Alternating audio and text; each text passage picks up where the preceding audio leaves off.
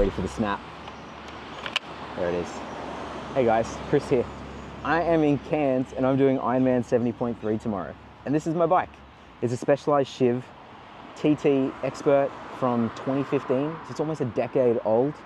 She's definitely on the more mature side, if you will. And I'm just going to talk you through a bit about the bike, the things I've changed, and the things I would change if I had a little bit more time. So we'll start with the fun stuff first. On the back, obviously got a disc wheel on. It's not mine, it's my buddy Joel's, who let me borrow it.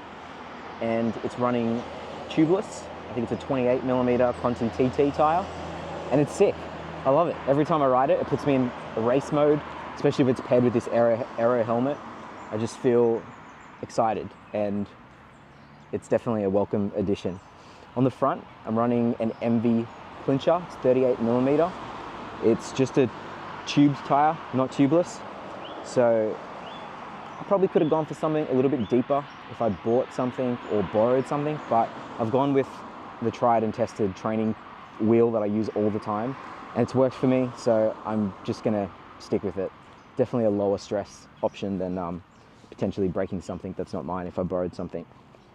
Hydration. On the front, I've got a profile design hydration system that can be retrofitted to any width of TT bar. It's got some cable ties here that it's just attached by. I tried another profile design system before this, but it was too wide for these bars, so I had to change to this one.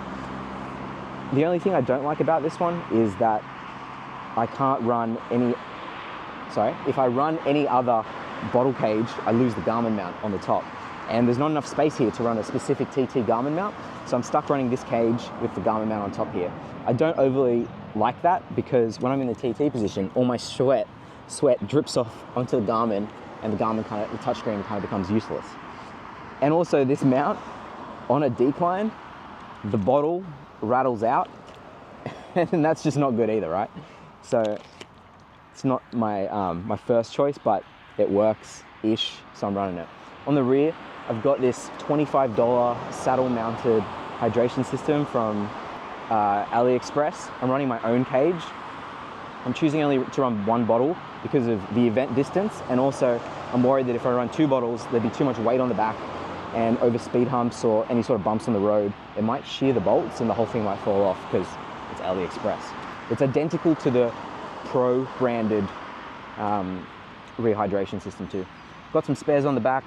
I've got a CO2 regulator that fits in the little hole in the disc to be able to pump that up. It doesn't work so great. I tried it, I tested it. It pumps it up a little bit but leaks a bunch of air, so I don't know. Let's just hope we don't get it flat.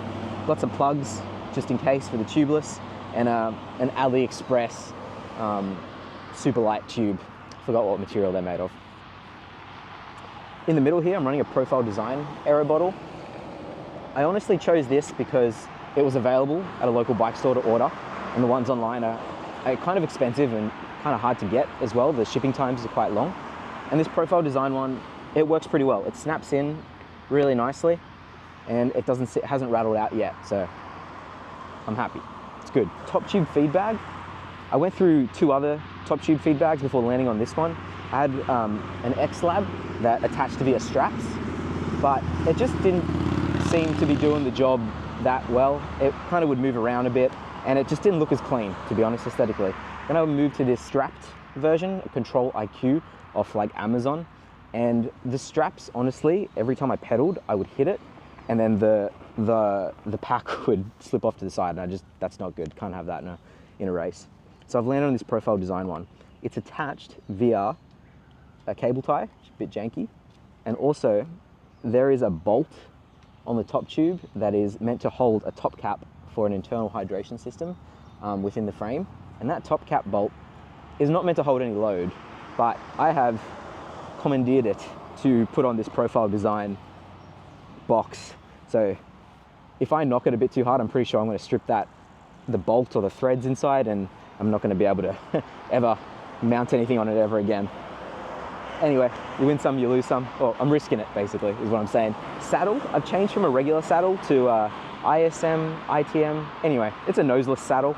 It looks disgusting. It looks like an alien. It's got two prongs on the front, but I have to say it does work well when doing TTs.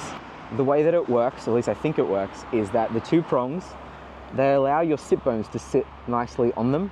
So all your upper body weight is rested on more of a contact point versus the traditional saddle, which you kind of sit on the soft tissue in between your gooch on the saddle. So this works quite nicely. I'm quite surprised. Groupset. It's a Ultegra 6800 series Groupset, which is real old. It's even got the external battery mount. It's not even internal. It's super vintage. And it's working well. For a Groupset that's 10 years old, it shifts like a dream. Honestly, like there's virtually no difference between this and the new Groupsets other than weight and maybe the feeling of the contact points. It's got a waxed chain. I waxed my road bike a couple weeks ago, so I did this in the process too, and I love it. I know everyone knows about waxing, so I'm not gonna go on about it too much, but it's super underrated when traveling because everything in your bike bag doesn't get dirty from your drivetrain, or you don't have to worry about putting rags all over your drivetrain. Everything can touch it and it's completely clean. I absolutely love that. I'm so happy with that choice. The pedals, Favero Asioma single-sided power pedals. They're doing the trick, they're okay. Dual-sided would be nicer, but you know, we got what we got. What else we got? We got the bottles. I'm running Elite Fly 750 bottles, super light. These work really well for me. They're brand new. They don't leak, which is the main thing, so I'm not gonna get like sticky glucose water over everything. I did try the Camelback Podium bottles with the squeezy, you know, the one-way valve thing. The more I use them, the more I don't like them, which is why I've landed on these. They're just simpler and they work pretty much as well. Some things I've changed with my position is I've gone down one spacer on the front here so I can get a little bit lower, round that back a little bit more, get it flatter. I've tried going down even lower, but all the cables seem to be they don't work so good. They're just overly bended, and I just don't want to risk having any cable failures, and I haven't spent the time to chop the cables. We have moved the arm cups back a little bit, so my elbows can be more of a right angle.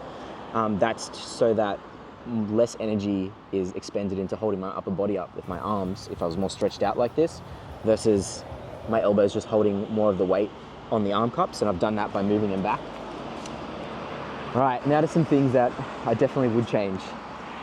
The cables on the front end, you can probably just see them, are absolutely disgusting. From day one, they've just been an absolute mess. They just look so un-aero, and they probably are un-aero. I think every cable is 1 watt lost that is exposed.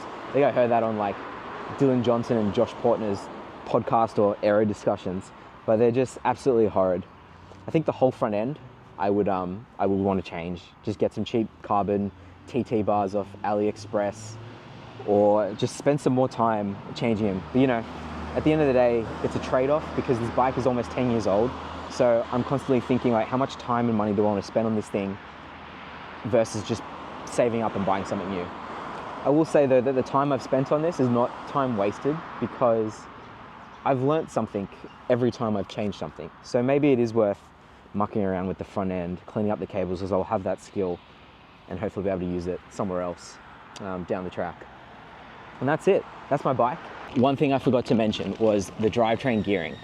I'm running an 1130 cassette on the back and a 5236 on the front. I would definitely change the 5236 to something a little bit bigger, big chainring, probably like a 53 or 54, 55, whatever, anything bigger. And that's because I found when I'm in the TT position on the downhills, I tend to spin out. So I'd want something a little bit bigger that can keep me pedaling at my desired cadence of around 75 to 80. That keeps me nice and stable and has me putting pressure on the pedals. That's it, back to the video. It's held together pretty well in all the training rides I've done with it for the last 6 months. So I'm confident that it's gonna hold together tomorrow.